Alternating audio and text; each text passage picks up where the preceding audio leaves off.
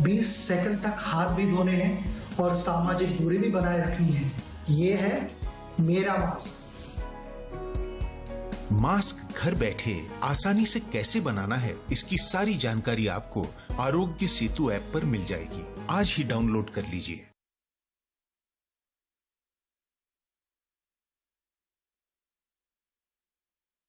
माँ कब आएगा? अभी आएगा। अरे बोलो ना माँ, कब आएगा? बोला ना, अभी आ जाएगा। ये ले, आ गया कुआं। अरे कुआं नहीं माँ, हमारे घर नल से जल कब आएगा? नल से जल? अरे गुड्डी, बहुत जल्दी आएगा पानी। जल जीवन मिशन आ चुका है। हम 1 कदम उठाएंगे तो सरकार 10 कदम उठाएगी। सच? तुम्हारे मुंह में घी शक्कर। घी शक्कर नहीं माँ, स्वच्छ जल। 2024 तक देश के सभी 19 करोड़ घरों में पहुंचेगा पीने का साफ पानी। अब होगा हर घर जल। जल जीवन मिशन, जल शक्ति मंत्रालय, भारत सरकार।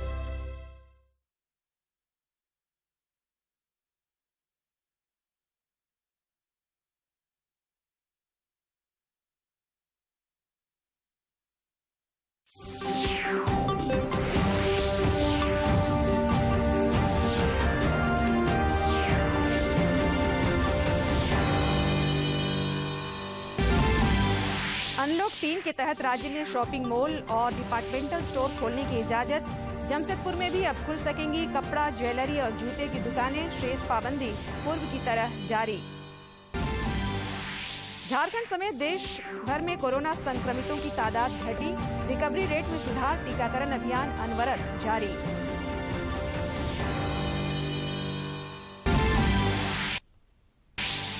रांची में भाजपा जिला अध्यक्ष और जिला प्रभारियों की बैठक। प्रदेश अध्यक्ष दीपक प्रकाश ने संगठन मजबूती और जनहित के मुद्दों पर जनता से जुड़ाव के दिए टिप्स।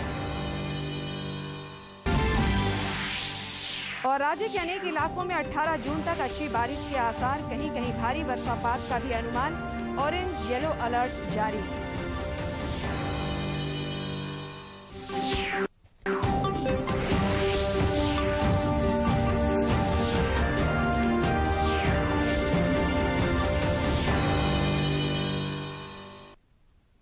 नमस्कार, खबरें झारखंड में आपका स्वागत है। मैं हूं संध्या देमता और समाचारों में आगे बढ़ने से पहले ये संदेश।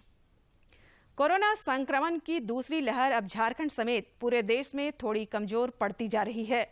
दूरदर्शन आप लोगों से अपील करता है कि इसके बावजूद लापरवाही न बरतें, सभी एहतियाती उपायों का पालन करें और जिन लोगों ने कोविड का टीका नहीं लगवाया है वे जल्द से जल्द टीका लगवाएं। जब तक आवश्यक ना हो घर से बाहर ना निकलें और इन 3 आसान उपायों का पालन करें और सुरक्षित रहें। मास्क लगाएं, 2 गज की सुरक्षित दूरी बनाए रखें तथा बार बार हाथ धोएं और साफ सफाई का ध्यान रखें।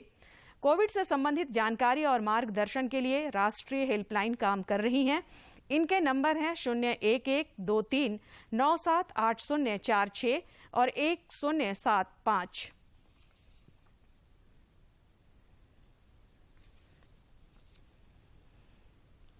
और अब समाचार विस्तार से। प्रधानमंत्री नरेंद्र मोदी कल शाम लगभग 4 बजे 5वें विवाटेक आयोजन में मुख्य भाषण देंगे। प्रधानमंत्री को विवाटेक 2021 में मुख्य भाषण देने के लिए सम्मानित अतिथि के रूप में आमंत्रित किया गया है।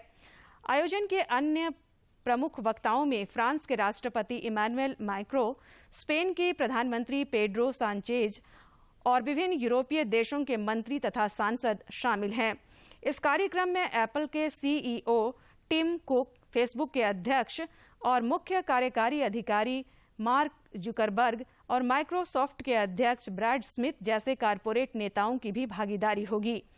गौरतलब है कि विवाटेक यूरोप में सबसे बड़ी डिजिटल और स्टार्टअप आयोजनों में एक है।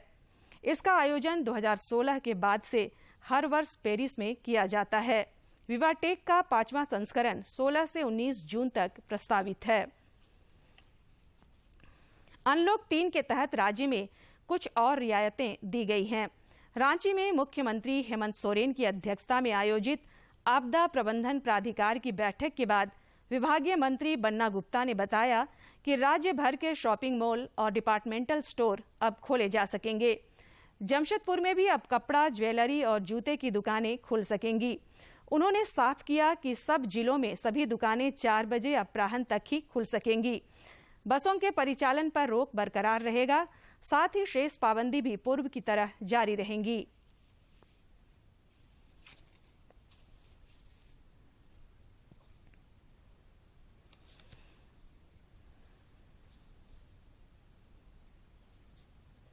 आज हम लोगों ने बहुत गंभीरता पूर्वक माननीय मुख्यमंत्री जी के नेतृत्व में समीक्षा की है और समीक्षा के उपरांत जमशेदपुर में जैसे जो प्रतिबंध लगाया गया था, कपड़ा दुकान है, जूता की दुकान है, ज्वेलरी है, ये सबको जो है सारे चीजों को मुक्त कर दिया गया है और मॉल और डिपार्टमेंटल स्टोर को भी मुक्त कर दिया गया है, लेकिन सभी चीजें 4 बजे शाम तक के लिए ही रहेंगी। दिल्ली के अखिल भारतीय आयुर्विज्ञान संस्थान यानी एम्स में 6 से 12 साल के बच्चों पर कोरोना वैक्सीन के ट्रायल के लिए स्क्रीनिंग आज से शुरू हो गई है। 2 से 6 साल तक के बच्चों की स्क्रीनिंग होगी जो कोविड वैक्सीन के ट्रायल में हिस्सा लेंगे। अगर कोई बच्चा या उनके अभिभावक ट्रायल में हिस्सा लेना चाहते हैं तो मोबाइल नंबर 7428847499 पर व्हाट्सएप कर सकते हैं या फिर ctaims.covid19@gmail.com पर ईमेल कर सकते हैं। देश में कोरोना संक्रमण के मामलों में गिरावट का दौर जारी है। पिछले 24 घंटे के दौरान सैंपल जांच में 60,447 नए मामलों की पुष्टि हुई है, जबकि इस अवधि में 1,17,525 लोगों ने कोरोना को हराकर जिंदगी की जंग जीती है। इस अंतराल में हालांकि 2,726 लोगों को जान भी गंवानी पड़ी। देश में फिलहाल कोरोना संक्रमण के 9,13,378 मामले सक्रिय हैं। पर वह केसेस जो कि देश में मॉनिटर किए जा रहे हैं, continued efforts eight field level, हम उस स्थिति में भी पहुंचे हैं कि हमारे देश में ओवरऑल रिकवरी रेट में भी एक बहुत पॉजिटिव प्रोग्रेस नोट की जा रही है। जैसे कि हम देखें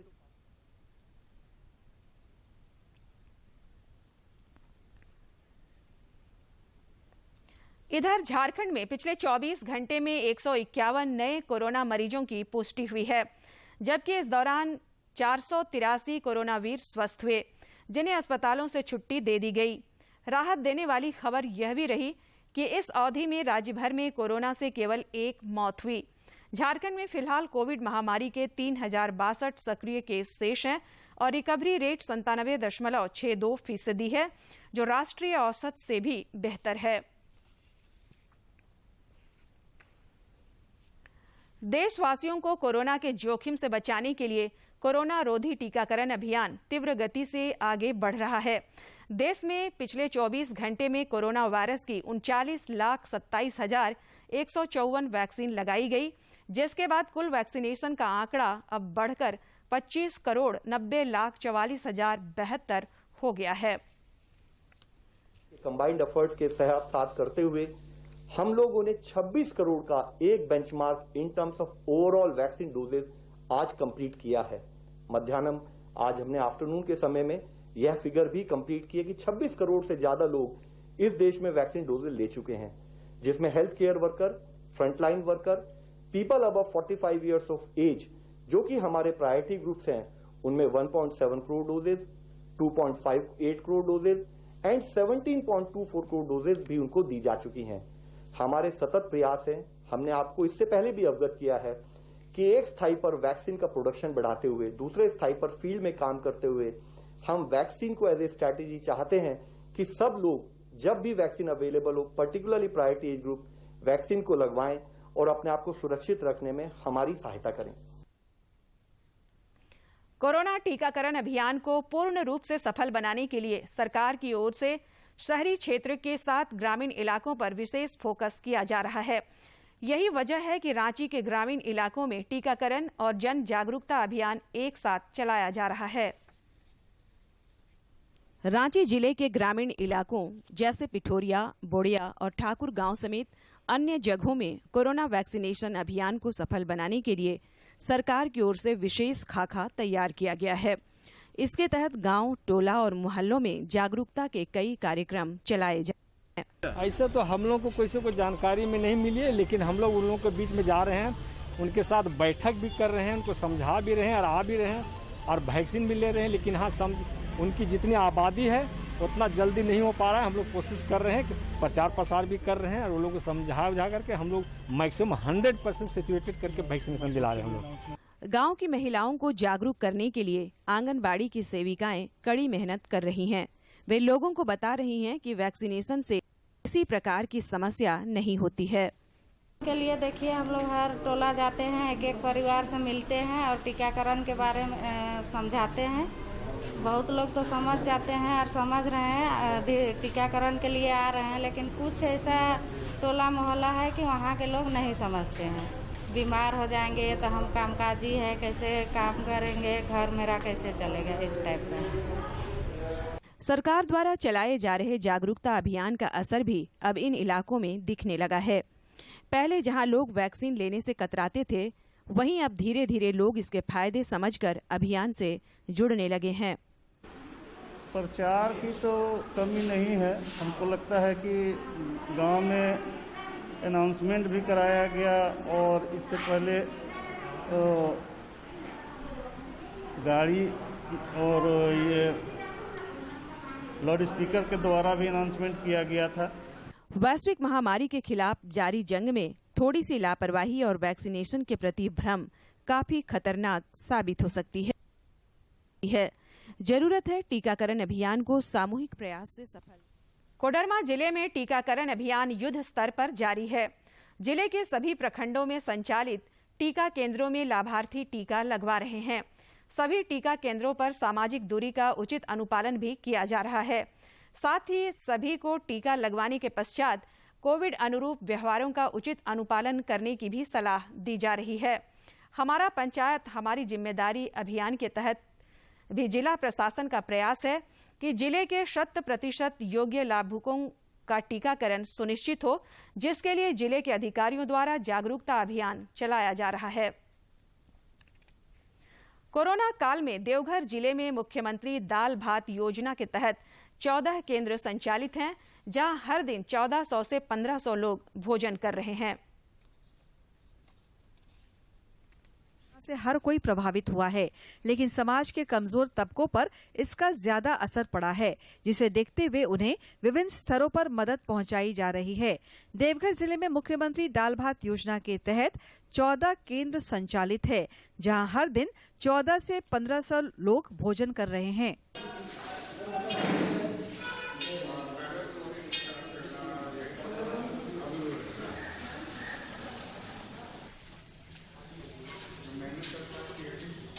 मुख्यमंत्री दाल भात योजना के लाभार्थी सरकार के इस पहल से खासे खुश हैं तथा उन्हें भूख की चिंता से मुक्ति मिली है। अरे की सुविधा मिले छे यहाँ पर, कितना राहत मिले छे? यहाँ खाना मिले की खाना मिले छे? दाल भात सब्जी सब मिले छे। कितना सुविधा रोज खाए छे की? नहीं, कभी कमान दिया तो बाजार में खाने और यहाँ का रेट में कितना अंतर था? बहुत फर्क है, लेकिन मतलब एक से राहत रहे थे ना।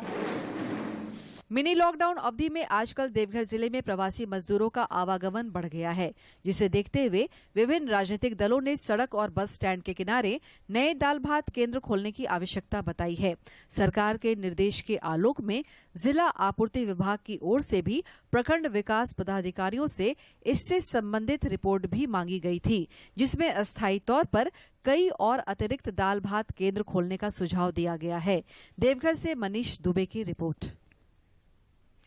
रांची में भाजपा जिला अध्यक्ष और जिला प्रभारियों की बैठक हुई तथा समसामयिक राजनीतिक विषयों पर लंबी चर्चा हुई। इस दौरान प्रदेश अध्यक्ष दीपक प्रकाश ने पार्टी पदाधिकारियों को संगठन मजबूती और जनहित के मुद्दों पर जनता से जुड़ाव के लिए कई अहम टिप्स दिए। अपने संबोधन में उन्होंने राज्य सरकार की कार्यशैली पर भी तीखा हमला बोला और जनजातीय समुदाय पर जुल्म और बेइंसाफी का जिक्र किया। रांची समेत जमशेदपुर और पतरातू रिसोर्ट में आज ट्राइब्स इंडिया शोरूम की शुरुआत हुई। इसके अलावा जनजातीय मामलों के केंद्रीय मंत्री अर्जुन मुंडा ने संकल्प से सिद्धि का भी आगाज किया। वैल्यू एडिशन के साथ कैसे जोड़ा जाए, उसके अंदर उद्यमिता का विकास को कैसे नया आयाम दिया जाए, और साथ ही साथ यह सुनिश्चित किया जाए कि वह एक सपनों को साकार करने के लिए आगे बढ़ रहे हैं। और इस अवसर पर मैं कहूंगा कि ट्राइफेड के पदाधिकारियों को कुछ और बातों की भी चिंता करते हुए काम करना चाहिए। इस अवसर पर मैं कहूंगा कि जो लक्ष्य है हमारे, लक्ष्य को हमने अपने सामने रखकर कैसे आगे बढ़ाए इसकी चिंता की है, तो इसको सही तरीके से परिणत में बदलने के लिए हमारे पास जो एक संसाधन ट्राइफेड के और मंत्रालय के साथ साथ जो संसाधन है, जैसे ट्राइफेड पंचायतों के साथ, खासकर जो अनुसूचित क्षेत्र है, पंचायतों के साथ कैसे काम कर रहा है। बोकारो जिला अंतर्गत चास अनुमंडल पदाधिकारी शशि प्रकाश सिंह के निर्देश पर बोकारो शहरी क्षेत्र के सेक्टर 9 हरला थाना क्षेत्र में सिगरेट और अन्य तंबाकू उत्पाद अधिनियम तथा खाद्य सुरक्षा अधिनियम के तहत छापामारी की गई। इस दौरान कानून की अनदेखी कर प्रतिबंधित पान मसाला बेचने वाले कुल 12 प्रतिष्ठानों से 1950 रुपये अर्थदंड वसूला गया। इस मौके पर जिला तंबाकू नियंत्रण कार्यक्रम के नोडल पदाधिकारी ने बताया कि 11 ब्रांड के तंबाकू उत्पाद के पान मसालों पर अगले 1 वर्ष तक के लिए प्रतिबंध बढ़ा दिया गया है। दक्षिणी पश्चिमी मानसून देश के अधिकतर हिस्सों में सक्रिय हो चुका है तथा कई इलाकों में यह समय से पहले ही पहुंच चुका है। मौसम वैज्ञानिकों ने इस बार जून से सितंबर के बीच सामान्य से अधिक बारिश होने की संभावना जताई है, जिसके बौछार से समूचा दक्षिण एशिया सराबोर होगा। इधर झारखंड में भी दक्षिणी पश्चिमी मानसून की सक्रियता और दक्षिण झारखंड तथा आसपास में बने निम्न दबाव के क्षेत्र की वजह से बारिश जारी है। पिछले 24 घंटे में सिमडेगा के कुरडेग में सर्वाधिक 68.2 मिलीमीटर वर्षा रिकॉर्ड की गई। इस बीच मौसम विज्ञान केंद्र रांची ने अपने पूर्वानुमान में बताया है कि आगामी 16 जून तक राज्य के कई इलाकों में तेज हवा और वज्रपात तथा आंधी के साथ भारी बारिश भी हो सकती है, जिसके लिए ऑरेंज और येलो अलर्ट भी जारी किया गया है। आयकर दाताओं को फॉर्म 15CA और 15CB भरने के दौरान आ रही परेशानियों के बीच केंद्र सरकार ने निर्णय लिया है कि अब यह फॉर्म मैनुअल प्रारूप में 30 जून तक अधिकृत डीलरों के पास जमा कराए जा सकते हैं। के शुरू होने के 1 सप्ताह बाद भी तकनीकी खामियां जारी रहने के बीच ये मंजूरी दी गई है। आयकर विभाग ने सर्कुलर जारी कर बैंक के पास 30 जून तक फॉर्म 15CA, 15CB को विदेश में पैसा भेजने के लिए जरूरी होता है, उसे हाथ से भरने की अनुमति दी है ताकि कामकाज को लेकर लेन देन सुचारू रूप से चलता रहे। इन फॉर्मों को बाद में ई-फाइलिंग पोर्टल पर अपलोड किया जाएगा। नया पोर्टल www.incometax.gov.in 7 जून को चालू किया गया है। आयकर विभाग और सरकार ने कहा है कि इसका मकसद अनुपालन को करदाताओं के लिए और सुगम बनाना है। कोरोना काल में एक ओर जहां शिक्षण संस्थान बंद पड़े हैं तथा ऑनलाइन क्लास चल रही है, वहीं ऐसे कठिन हालात में भी कई छात्र अपनी मेहनत के बूते इतिहास रच रहे हैं। IIT ISM धनबाद के ड्यूअल डिग्री कंप्यूटर साइंस के छात्र बानीप्रीत रहेजा को 90 लाख रुपए सालाना पे पैकेज का ऑफर मिला है, जो इस संस्थान का अब तक का सर्वाधिक पैकेज है। कोरोना काल की आपदा को अवसर में तब्दील कर IIT ISM धनबाद के डुअल डिग्री कंप्यूटर साइंस के छात्र बानीप्रीत रहेजा ने इतिहास रच डाला है। उन्हें लंदन की कंपनी ब्लूमबर्ग ने 90 लाख रुपए सालाना पे पैकेज का ऑफर दिया है, जो इस संस्थान का अब तक का सर्वाधिक पैकेज है। वहीं इसी ब्रांच के छात्र अभिनव वाजपेयी को भी 81 लाख रुपए सालाना पे पैकेज मिला है। दोनों चयनित छात्र अगस्त में कंपनी ज्वाइन करेंगे। IIT ISM धनबाद के सहायक प्राध्यापक डॉक्टर पंचक जैन ने कहा कि दोनों छात्रों ने अपनी उपलब्धियों से संस्थान का नाम रोशन किया है। तो इस बार काफ़ी अच्छा पैकेज गया है। बच्चों ने अपने दम पर जो है कंपनियों के कंपटीशन में पार्टिसिपेट करके, इंटरव्यू में पार्टिसिपेट करके बहुत अच्छे से पैकेज उन्होंने लिए हैं। मैं आपको कुछ कंपनीज के नाम बताता हूँ और उसमें कितने स्टूडेंट्स को कितना पैकेज मिला, मैं वो चीज़ भी आपको भी बताता हूँ। लंदन में पोस्टिंग मिली 2 बच्चों को, तो उसमें एक बच्चे का 81 लाख का पैकेज है और दूसरे का 90 लाख का पैकेज है। गौरतलब है कि पिछले दिनों आईआईटी धनबाद के कंप्यूटर साइंस के ही 7 छात्रों को 54 से 57 लाख सालाना का पे पैकेज गूगल ने दिया था। इससे पहले वर्ष 2012 में कंप्यूटर साइंस की ही छात्रा रचना को सर्वाधिक 56 लाख का पैकेज फेसबुक ने दिया था। गूगल इंडिया को मिला है, उसको 54.47 लाख का मिला है। उसमें 11 बच्चों को मिला है, गूगल इंडिया में 11 बच्चों को लगा एक साथ, और ये सारे ऑफ कैंपस हैं। हाल के वर्षों में कैंपस प्लेसमेंट में आईआईटी का क्रेज बढ़ रहा है। आईआईटी आईएसएम धनबाद में कैंपस प्लेसमेंट के लिए अब तक 144 कंपनियां रजिस्टर्ड हुई है, जो यहां के मेधावी छात्रों को बेहतरीन पे पैकेज का ऑफर कर रही है और छात्र रच रहे हैं। धनबाद से अजय कुमार सिन्हा की रिपोर्ट। रामगढ़ के सिख रेजिमेंट सेंटर स्थित सेना के अस्पताल में आज ब्लड डोनेशन कैंप का आयोजन हुआ, जिसमें जवानों ने ब्लड डोनेशन सप्ताह और वैश्विक महामारी के मद्देनजर बढ़ चढ़कर रक्तदान किया। सेना के अस्पताल में रेड क्रॉस सोसाइटी तथा लघु उद्योग भारती द्वारा आयोजित ब्लड डोनेशन कैंप में उत्साहपूर्वक हिस्सा लिया। इस दौरान सैकड़ों जवानों ने रक्तदान किया।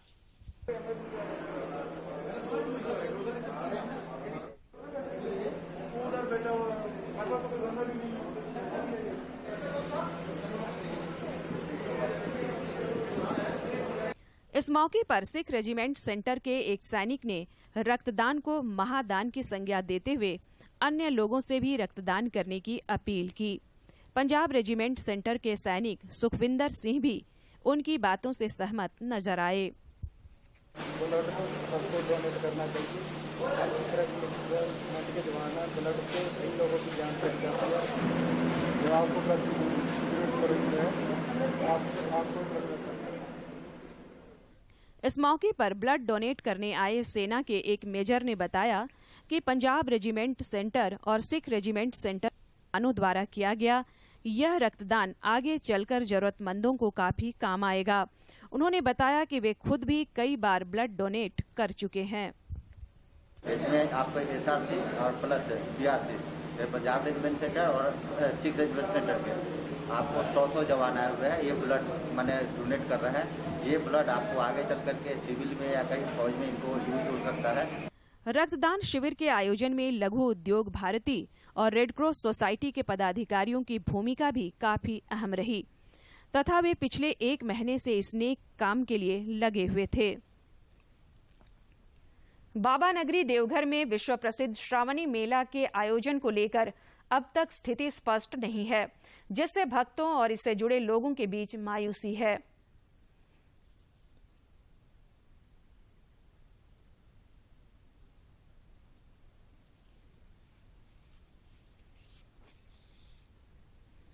देवघर में श्रावणी मेला को इस बार भी संशय छाया है। श्रावणी मेला शुरू होने के 3 महीने पहले से ही यहां सरकार के द्वारा कार्य शुरू कर दिए जाते थे, लेकिन इस बार सरकारी स्तर पर कोई गाइडलाइन नहीं आने से अभी तक कोई सुगबुगाहट नहीं है, जिससे स्थानीय लोग निराश हैं। जिस कांवरिया पथ पर लाखों गेरुआ वस्त्रधारी बोल बम के नारे लगाते हुए बाबा नगरी पहुंचते थे और जिस मेले की बदौलत 6 महीनों तक लाखों लोगों की रोजी रोटी चलती थी, आज वहां वीरानी है। जितने भी हमारे दुकानदार, छोटे छोटे दुकानदार थे, व्यवसाय थे, उन लोगों को काफ़ी दिक्कतें हो गई है। और इस कमाई, श्रावणी मेला की कमाई से हमारे जितने भी यहाँ के इस रूट में जितने भी छोटे छोटे व्यवसायी थे, उनकी जो श्रावणी मेला की कमाई होती थी वो लगभग मान के चलिए कि 6 महीना से 6 महीना 5 महीना 6 महीना उनकी उस कमाई से उनका पेट भरता था। पिछले साल श्रावणी मेला आयोजित नहीं होने के कारण बाबा नगरी देवघर में मंदिर से जुड़े व्यवसाय भी अब बंद हो चुके हैं, जिसका प्रभाव आश्रम संचालक और पुरोहित पर भी पड़ा है तथा कईयों की माली हालत भी काफी खराब हो गई है। अगर इस बार भी यही हालात रही तो उनकी स्थिति और खराब हो जाएगी। व्यवसाय जितने भी हैं मंदिर से जुड़े हुए, चाहे वो पेड़ा विक्रेता हो, स्थानीय तीर्थ पुरोहित हो, धागा बद्धी बांधने वाला हो या फूल माली हो, जो भी है, पिछले साल उनका कमाई गया और इस बार भी शायद लग रहा है कि खुलेगा या नहीं खुलेगा। इस मेले से लगभग 1 लाख परिवार। राज्य के ग्रामीण विकास मंत्री आलमगीर आलम ने पाकुड़ जिले में 5000 मीट्रिक टन क्षमता वाले शीत गृह भवन का शिलान्यास किया। पाकुड़ में शीत गृह भवन का निर्माण झारखंड राज्य भवन निर्माण निगम लिमिटेड की ओर से कराया जा रहा है। पाकुड़ जिला अंतर्गत सदर प्रखंड के कशीला गांव में 8 करोड़ 70 लाख की राशि वाले शीत गृह भवन का शिलान्यास करते हुए ग्रामीण विकास मंत्री आलमगीर आलम ने कहा कि सरकार किसानों को आत्मनिर्भर बनाने की दिशा में हर संभव प्रयास कर रही है। उन्होंने कहा कि 2 एकड़ भूमि पर शीत गृह भवन बन जाने से जिले के किसानों को भंडारण के वास्ते दूसरे राज्यों पर निर्भर नहीं रहना पड़ेगा तथा कृषि के क्षेत्र में आत्मनिर्भर बनने की दिशा में यह मील का पत्थर साबित होगा। हमारे यहाँ सरकारी के जो तंत्र है, सारे लोग मिलकर जमीन देखा, निकाला और 2 एकड़ भूमि पर आज कोल्ड स्टोरेज की होने जा रहा है। 15 महीना में इसको हम लोग कराना चाहते हैं। ये कोल्ड स्टोरेज बनने से किसानों खुद अपने माल को यहाँ पर लाकर रख सकते हैं या जो इससे जुड़े हुए लोग हैं, संबंधित लोग हैं जो हमारी क्षेत्र के हैं, जो इसके माध्यम से अपने परिवार चलाते हैं, उसके लिए भी सहूलियत होगा। श्री आलम ने कहा कि बरसात के वक्त जल जमाव के कारण किसानों को होने वाले नुकसान से मुक्ति दिलाने के लिए योजना बनाई जा रही है। उन्होंने कहा कि वैसे किसान जिनके फसलों को हाल की बारिश से नुकसान हुआ है, उन्हें सरकार मुआवजा देगी। और इसका कैपेसिटी जो है 5000 मैट्रिक टन है और ये काम बहुत जल्दी शुरुआत शिलान्यास हो गया, मतलब शुरुआत पहले ही हम लोग बाउंड्री वगैरह बनाने के लिए बोल दिए थे, शुरुआत हो जाएगा। 12 महीना या 15 महीना में यह तैयार हो जाएगा। शीत गृह भवन के शिलान्यास के मौके पर उप विकास आयुक्त के अलावा कई अन्य प्रशासनिक अधिकारी भी मौजूद थे। पाकुड़ से राम प्रसाद सिन्हा की रिपोर्ट। दूरदर्शन झारखंड पर पल पल की खबरों से जुड़े रहने के लिए आप हमारे social media platform Twitter, Facebook और यूट्यूब से जुड़ सकते हैं, क्योंकि खबरों से जितना बाखबर रहना जरूरी है, उससे ज्यादा जरूरी है सटीक, संतुलित और निष्पक्ष समाचार। हमारा ट्विटर हैंडल और फेसबुक पेज है डीडी न्यूज झारखंड। आप हमें YouTube channel Jharkhand DD news पर भी देख और सुन सकते हैं।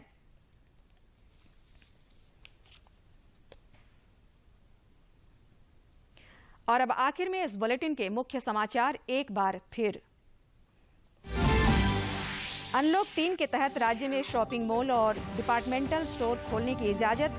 जमशेदपुर में भी अब खुल सकेंगी कपड़ा, ज्वेलरी और जूते की दुकानें। शेष पाबंदी पूर्व की तरह जारी। झारखंड समेत देश भर में कोरोना संक्रमितों की तादाद घटी, रिकवरी रेट में सुधार। टीकाकरण अभियान अनवरत जारी।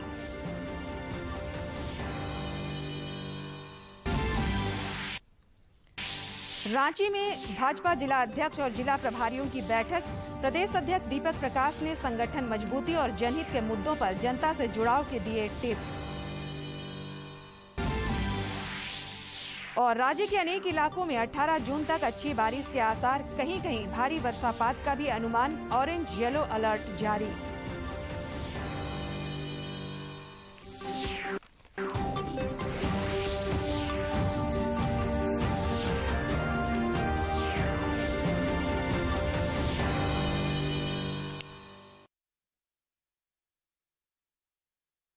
माँ कब आएगा?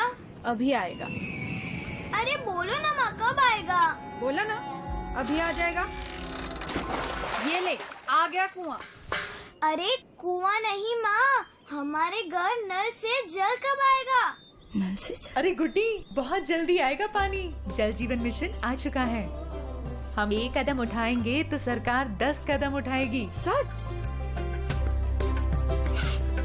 तुम्हारे मुंह में घी शक्कर। घी शक्कर नहीं माँ, स्वच्छ जल। 2024 तक देश के सभी 19 करोड़ घरों में पहुंचेगा पीने का साफ पानी। अब होगा हर घर जल। जल जीवन मिशन। जल शक्ति मंत्रालय, भारत सरकार।